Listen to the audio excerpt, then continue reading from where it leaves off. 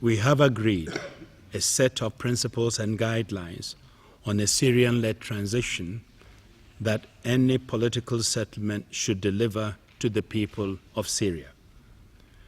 We have offered a perspective for the future that can be shared by all in Syria, a genuinely democratic and pluralistic state with free and fair elections, full respect for human rights and the rule of law, equal access to opportunities for all, and assurances that the rights of smaller communities will be respected as and when necessary and in emergencies. So, thank you for coming. The key steps in any transition include the establishment of a transitional governing body which can establish a neutral environment in which the transition can take place.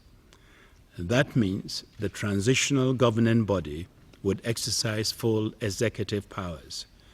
The transitional governing body could include members of the present government and the opposition, and other groups should be formed on a basis of a mutual consent.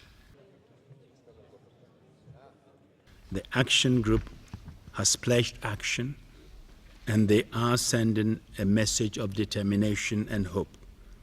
But today's words must not become tomorrow's disappointments. The hard work starts now.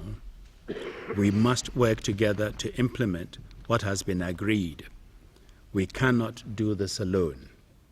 I hope all in Syria will embrace what has been laid out here and work with us to stop the killing and build a better future.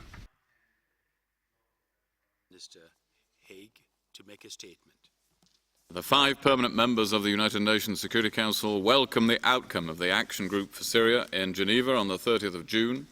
They commend the leadership of the Joint Special Envoy, Mr. Kofi Annan, and reiterate their commitment to supporting the Joint Special Envoy and full implementation of his 6-point plan and Security Council resolutions 2042 and 2043. The document makes it clear that we have provided guidelines and principles to assist the Syrian parties as they move ahead with the transition and establish a transition government and go through the changes that will be required.